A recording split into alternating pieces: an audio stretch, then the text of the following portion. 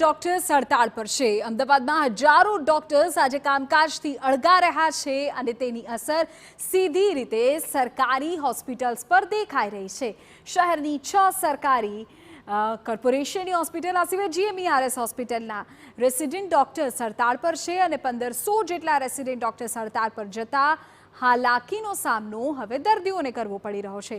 Emergency સેવા પણ મળતી નથી। 10,000 જેટલી ઓપીડી રદ થઈ છે। દર્દીઓને અગવડ ન પડે તે માટે સિવિલ હોસ્પિટલે તો જાહેરાત કરી છે કે મેડિકલ ઓફિસર સહિત 110 તબીબી સ્ટાફ તૈનાત કરવામાં આવ્યો છે। રેસિડેન્ટ ડોક્ટર્સે એક તરફ સરકારને અલ્ટિમેટમ આપ્યું છે કે સ્ટાઇપન્ડમાં વધારો જે 3 વર્ષની બદલે 5 વર્ષે થઈ રહ્યો છે તેના કારણે રોષ છે અને 40% સ્ટાઇપન્ડમાં વધારો કરવાની તેઓની માંગ છે। જુનિયર ડોક્ટર એસોસિએશન દ્વારા રાજ્યભરની હોસ્પિટલમાં હડતાળ। આવશ્યક સેવાઓમાં સામેલ હોવા છતાં રેસિડેન્ટ ડોક્ટર્સની હડતાળને કારણે દૂર દૂરથી આ સારવાર માટે પહોંચતા દર્દીઓ હેરાન પરેશાન થઈ રહ્યા છે। અમે અંબાજીથી આવ્યા છીએ। 2 દિવસથી સતત ધક્કા ખાઈ રહ્યા છીએ અહીંયા, પણ અમે જ્યારે પણ આવીએ ત્યારે એવું કહે છે કે હડતાળ ચાલુ છે ડૉક્ટરોની। તો અમારે સરકારને એટલી જ વિનંતી છે કે હડતાળ બંધ કરે અને જે દર્દીઓને હાલાકી જે ભોગવવી પડી રહી છે એ ના થાય। કેમ કે શું બસના ભાડાને બધું ખર્ચીને અમે આવીએ છીએ, અમારો ટાઈમ બગાડીએ છીએ। તો અમને એક આશા હોય કે અહીંયા સિવિલ હોસ્પિટલ છે મોટી, તો અહીંયા કંઈક અમને સારવાર મળે, તો વારંવાર ધક્કા ના ખાવા પડે। કેમ કે સૌથી મોટી હોસ્પિટલ છે, અહીંયા બધા દર્દીઓ હડતાલ હોવી જોઈએ ખરી। પોલીસ અને ફાયર વિભાગની હડતાળ નથી હોતી, તો મારું માનવું એ છે કે ડૉક્ટરોની પણ हड़ताल ना होनी चाहिए। इंदौर से आए हैं। हमारे हस्बैंड के तकलीफ हो रही, टाँके में ऑपरेशन हुआ था, उनके टाँके बहुत दुखते हैं, अंदर से खिंचाते हैं, बहुत तकलीफ है। फेसर भी है और पाइल्स का ऑपरेशन के लिए यहाँ आए थे। इंदौर में पैसे बहुत मांग रहे थे, हम यहाँ आए हैं 4 जने कि ऑपरेशन हो जाएगा। किराया भाड़ा बड़ी मुश्किल से करके आए, बारिश में काम धंधा भी नहीं है। वो ऑपरेशन के लिए मना कर दिया कि अभी हड़ताल चल रही है, बाद में आना। कोई तारीख वारीख भी नहीं दिएगा कब आना कब नहीं। अब क्या करा। અસરવા સિવિલમાં તો દર્દીઓની લાંબી કતારો લાગી છે। કલાકો સુધી લોકો કતારોમાં ઊભા છે। સરકારી ભરતીમાં રજૂ કરવાનું ફિટનેસ સર્ટિફિકેટ રજૂ કરવા માટે ફિટનેસ સર્ટી લેવા આવનાર યુવાનોને પણ નિરાશાનો સામનો કરવો પડ્યો। દર્દીઓ હાલ તો ડૉક્ટરને બદલે ભગવાન ભરોસે છે। ગુજરાતમાં તબીબોની હડતાલ સામાન્ય બાબત બની ગઈ હોય તે પ્રકારના દ્રશ્યો વારંવાર જોવા મળી રહ્યા છે।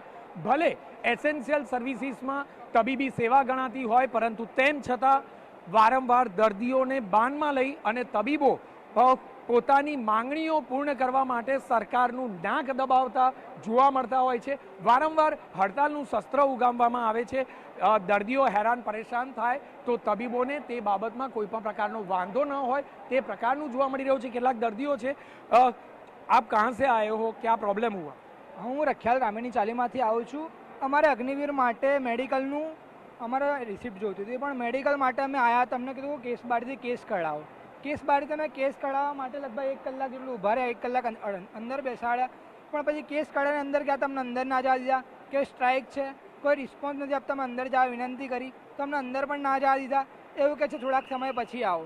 થોડાક સમય પછી કીધું તો કે 2 દિવસ 4 દિવસ પછી। 2-4 દિવસ પછી અમને મેડિકલ રિસિપ્ટ આપે તો અમારા ભરતીનું લેટ થઈ જાય, કેમ કે 21 તારીખે આર્મીની ભરતી આવે છે, પણ આ લોકો કોઈ રિસ્પોન્સ નથી આપતા। કેમ કે training centre CRPF ground Memco ઉપર ભરતી ચાલે છે, ટ્રેનિંગ સરકાર આપી રહી છે। કેટલા દિવસમાં આ સર્ટિફિકેટ રજૂ કરવાનું?